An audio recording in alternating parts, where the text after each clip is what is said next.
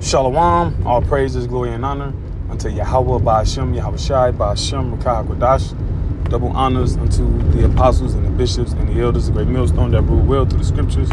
Peace to the 144,000 and the rest of the hopeful elect. I'm the brother Chaya from GMSC Indianapolis, the branch of Indiana, the original Gary campus, GMSC Will Ontario 2. And this will be a lesson about, this isn't in transit, by the way, but I just want to speak about my experience just by being in public today. Like I took the wife and child just out, to like one of these little things that they do for kids, like an indoor park or something.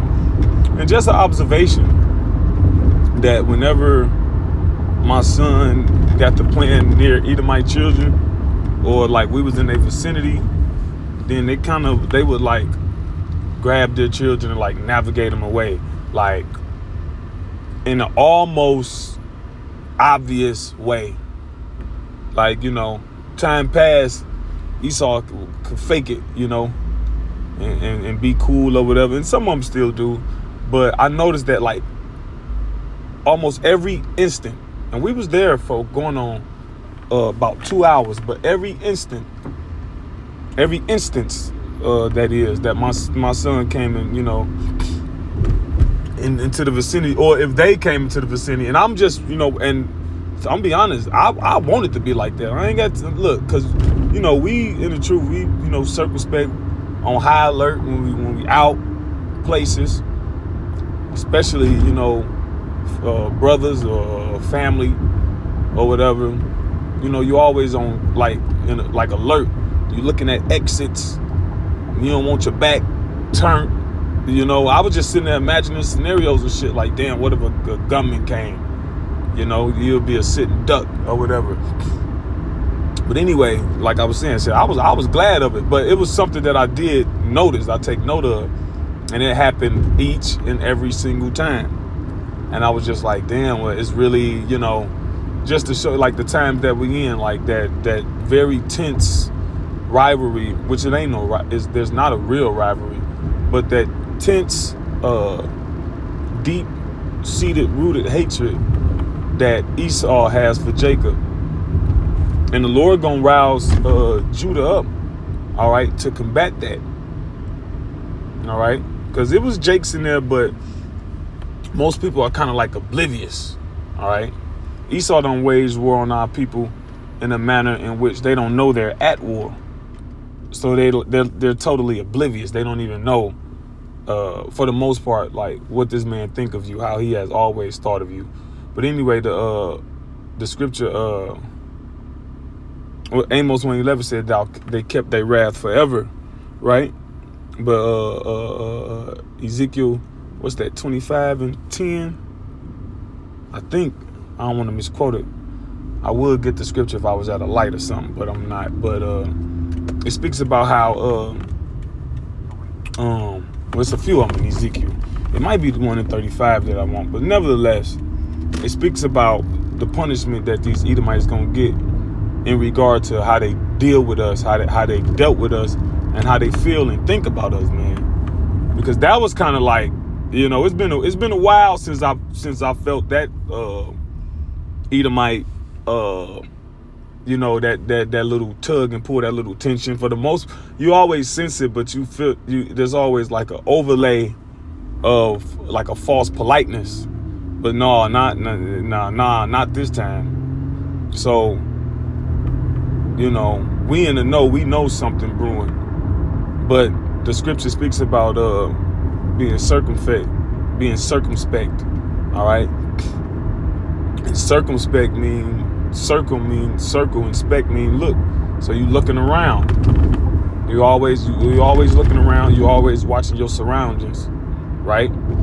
You see what's going on. Hey, not too long ago, me and the brother, we just was going to, I might have mentioned this before, another lesson, but this happened recently though.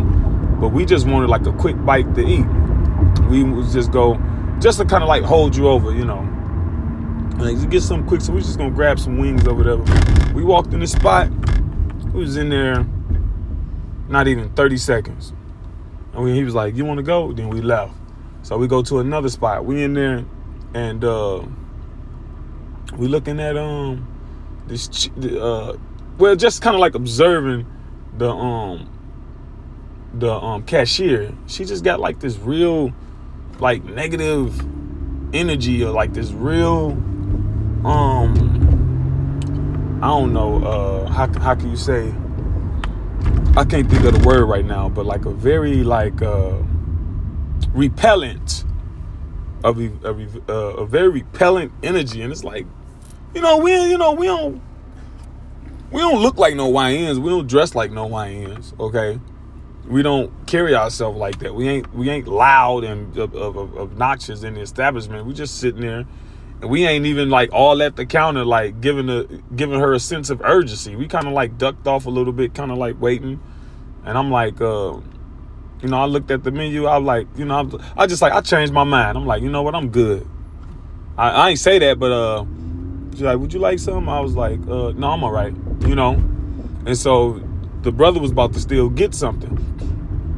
And then he was like, he ended up changing his mind too. So it's like, we end up sensing the same thing. All right. These Edomites, what is it? Wisdom of Solomon, the 2nd chapter. It says what? We are grievous for them to behold. Just our existence gets on their nerves. Ain't that a bitch? Right? And they the ones destroying the earth, defiling the land, defiling the animals, right? Men and women alike. But they got a nerve to see us and just be just repulsed. And any like too. Whether you got a suit and tie on, whether you got a jeans and t-shirt, whether you sagging or not, whether you got dreads, which you ain't supposed to have dreads. But if you got, whether it's dreads, braids, a haircut, whatever, it's all alike, all right? The scripture says, well, I will put enmity between thy seed and the serpent seeds when you read Genesis. And enmity means a deep-rooted hatred. It's in their bones, all right? It's a part of their genetic makeup to look at us and to hate us, right?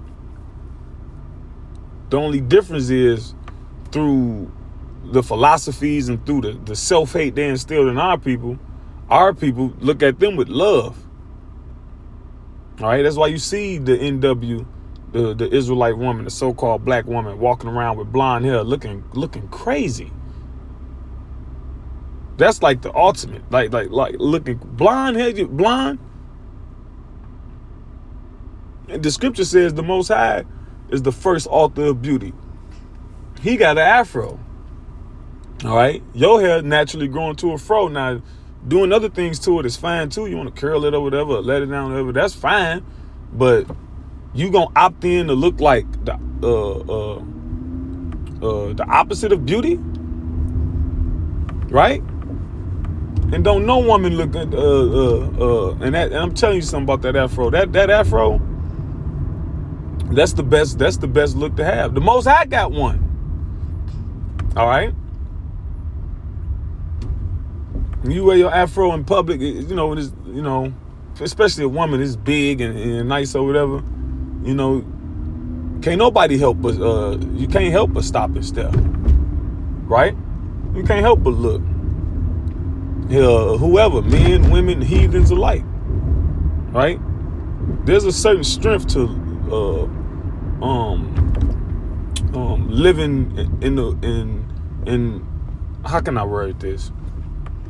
What I'm trying to say, there's a certain strength in being confident in your own skin and looking the way you're supposed to look and accentuating that and not trying to look like somebody else. Okay? But anyway, I just want to speak on that, being circumspect out here in public. Hell, I've been saying it for a while, man. I'm gonna quit going out in public so much.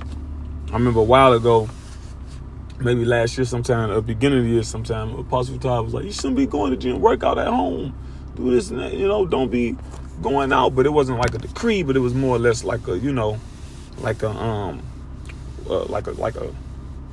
a strong suggestion, almost an admonishment. And I see why. All right. Because to keep company with, the whole world is just full of darkness, man. And the best things to do, like we don't do we don't participate in nigga activities. We don't be with niggas at. All right. But now with everything going on, shit, you can't be with. Ain't finna be with Esau at either. Anyway, today the so-called 4th of July, very, very lackluster, as per usual has been going on with these holidays. The Lord said he would he despised these feast days, right? And he spoke about how he would get rid of the mirth of the land. All joy is darkened, right? Yeah, I remember people ain't buying fireworks anymore. You know, people used to sell fireworks out the trunk of their car. You don't see that type of stuff no more. Hell, I ain't even really heard none for real. Children used to be running around bottle rockets and Roman candles, and you don't see it. You don't hear. It used to be fireworks just littered all over the neighborhood, man. But you don't see it no more, right? So the joy is gone, the mirth is gone, this place is darkened, and all this is to precede the return of Yahushua, whom the world ignorantly calls Jesus. All right, and he told us in the writings of the book, in the volume of it, to be circumspect. All right, before his return, because it's gonna be dark. All right. So anyway, with that, Lord's will, this was an edifying lesson to the hopeful elect. All praises, glory, and honor to Yahweh, Ba'ashem Yahushai, Ba'ashem Rakah Kodash, Shalom.